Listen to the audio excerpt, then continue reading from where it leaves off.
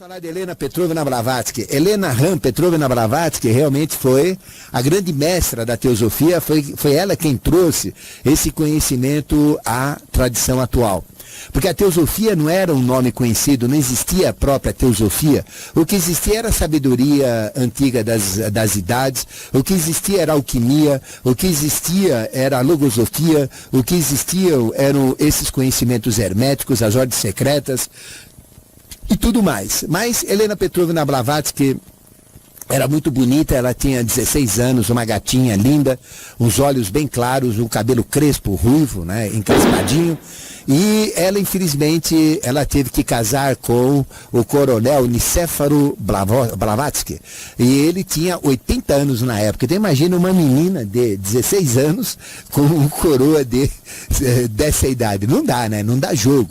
E o que aconteceu? Naquela época os casamentos eram agendados pelos pais, aí existiam interesses políticos, interesses assim, estatais envolvidos, e aí então ela foi dada como arma de troca, aliás, como moeda de troca, né? E ela então, o que vai fazer? Fugiu, né? Ela fugiu, separou-se dele e foi levar a vida dela, né? Mas depois ela conseguiu uma separação oficial, alguns anos depois, e reconciliou todo o trauma que isso gerou, porque isso gerou um trauma na época muito grande, porque ninguém fazia isso, né? Isso era proibido, a mulher era um mercado, né? Graças a Deus tudo isso mudou no contexto evolutivo. E ela então, uma mulher muito especial, ela nasceu no dia, né, que a gente chama no final de julho, que é o dia onde o mal não tem poder nenhum, de 30 para 31 de julho à meia-noite. Então ali realmente ela nasceu numa época onde o mal não tem poder. Então a noite de Blavatsky é a noite onde tudo vale, que a gente chama, né? O mal não tem poder nenhum e o bem também não tem. Quem tem poder somos nós. Então tem um poder mágico muito grande. E ela sempre teve uma vida cercada de mistérios. Ou seja, no batismo dela a igreja pegou fogo, ela pegou fogo, o padre pegou fogo, tudo pega fogo. Os acontecimentos que ela provocava eram acontecimentos metafísicos, paranormais, suprassensíveis, né? E a vida dela sempre foi revestida desses fenômenos. Mas ela não tinha muita consciência não. Ela apenas sabia, uma menina revoltosa, uma menina assim que não aceitava a civilização da época, não é? De alta consciência. Então ela não se enquadrava dentro dos padrões russos da época, porque ela era russa, né? E aí então, numa de suas viagens posteriores a Londres, né, num jardim num parque de Londres, ela teve a felicidade de encontrar o mestre Moria. Então ela teve contato com sete mestres, que são os mestres da teosofia. Moria, Hilarião, Diolcur, Serapis Bey, Veneziano, Kuthumi e Germano. Mas os mestres mais diretos que trabalharam com Helena Petrovna Blavatsky, Helena Ram Petrovna Blavatsky, foram exatamente Kuthumi, né, que tem uma consciência muito forte, muito interessante, e também Moria, ou Moriá, que significa Maria, não é? Então, Moriá é de uma linha feminina. Então, Moriá, ou Maria, ou Moria, né? Ou que tem um aspecto de Maria, aspecto de mãe, de mulher, uma espécie de um padrão concepcional, como alabirado árabe, ou olhos de Deus, que a gente pode dizer. Então, ele, no aspecto feminino, instruiu Helena Petrovna Blavatsky, abrindo todos os seus portais de conhecimento. Então, ela passou a ter dons, faculdades e potencialidades muito maiores daquelas que cercavam a sua vida, cheia de mistérios, cheia de acontecimentos. E aí, então, ela conheceu o coronel Olcott, com quem ela viveu, que foi a grande paixão da vida dela, e aí então eles começaram a trabalhar efeitos psíquicos, porque ela tinha muito efeito psíquico. E ela também começou a receber todo o conhecimento vindo de Moria, ou de Moriá, e vindo também de Kuthumi. E aí ela recebia por inspiração direta, então ela ficava alucinada. Então ela escrevia, naquela época não tinha computador, não tinha nada, também não tinha nem essas canetas especiais que a gente conhece, caneta Bic, que escreve em qualquer direção, mas tinha aquelas penas que a gente tem que pingar, não é? Escrever assim com uma certa posição, senão não escreve.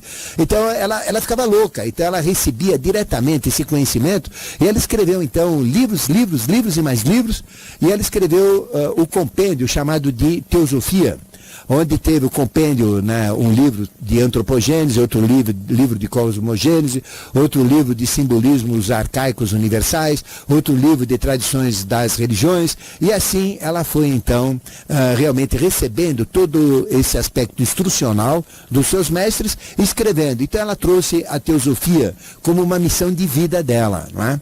Então ela começou a receber todo esse conhecimento e começou a divulgar. Então ela foi muito perseguida, perseguida, porque ela vivia nessa época não mais em Londres, mas nos Estados Unidos, e ela teve uma missão muito grande. Ela foi criar no deserto de El Moro, em Cimarrón, que era uma fazenda que lá tinha, no local que a gente chama Chacra Planetário, que fica no estado do Novo México, né, que a gente chama El Moro. Ela foi criar uma sociedade e criar bases para que os Estados Unidos viesse a ser o líder mundial do terceiro milênio da Era de Aquário, né? Então, este era o objetivo dela.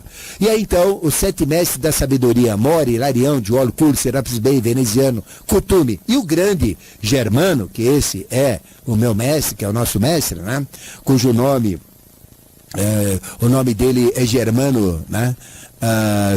Germano propriamente dito, e o aspecto feminino dele é Lorenza Feliciane Domiciani, né? Então ele é Lorenzo Paolo Domiciani, os dois são Domiciani, mas o aspecto feminino é Feliciane, né? E o nome dele é Lorenzo Paolo, então ele é Paolo, né? Entendeu? Então, aí vem todo esse processo, né? E aí, então, ela foi muito perseguida pela máfia. Então, a máfia, na época, era muito potente nos Estados Unidos, estava atrás das bebidas, das drogas e também de tudo que era possível, né? Corrupção, prostituição.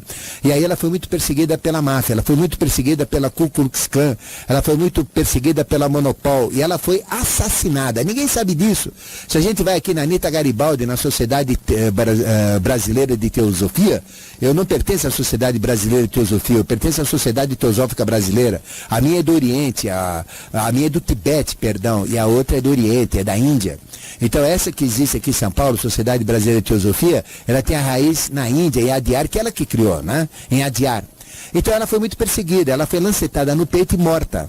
Só que ela foi substituída por um tulco. O que é um tulco? É um sósia, que é muito parecido com ela. Mas não tinha um poder concessional, não recebeu a inspiração, não teve toda a preparação que ela teve de Moria e de Kuthumi, como eu já disse. Então foi um fracasso, ela não conseguiu manter-se nos Estados Unidos. E perseguida ela fugiu.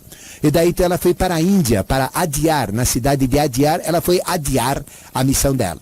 Então ela criou a Sociedade Teosófica na Índia, e que cresceu, se espalhou para o mundo, mas ela saiu da missão norte-americana. Depois, com as bombas atômicas de Hiroshima e Nagasaki, que foram jogadas nos dias 6 e 9 de agosto de 1945, os Estados Unidos perdeu por direito de lei o domínio, né, a hegemonia e toda a competência para ser o líder do terceiro milênio. Em paralelo, em processo preparatório, o Brasil já teve as migrações dos povos para fazer uma miscigenação racial adequada. Essa miscigenação parou nos Estados Unidos, não foi completada nos Estados Unidos, foi parcial. Por causa dos preconceitos raciais que ela tem, não é? E aí, então, o que aconteceu? A missão dos Estados Unidos passou para o Brasil. Então, o líder do terceiro milênio é o Brasil. O líder da pátria de Maitreya, o líder de Melquisedeque no contexto mundial é o Brasil. Com toda essa corrupção, com toda essa incompetência, com tudo que existe no momento atual. Mas Helena Petrovna Blavatsky que surgiu não é a primeira. Não foi aquela que escreveu a teosofia, não foi aquela que trouxe a teosofia. Era apenas um tulco, que apenas representava uma estrutura comportamental. Porque ela tinha 7 tulcos, muito parecidos com ela, mas pegaram a mais próxima e colocaram, né? E aí um outro ser se manifestou, um brasileiro, um baiano, cujo nome é Henrique José de Souza, que também tinha 7 tulcos, e esse assumiu a missão dela. Então vem a história oculta de Helena Petrovna Blavatsky, é uma história muito bonita. A gente dá muitas palestras nas sociedades teosóficas, na maçonaria, de todas as potências, e a gente sempre pergunta sobre Helena Petrovna Blavatsky. Ela tem muito mais coisa, lógica, uma vida muito mais rica do que essa que existe por aí.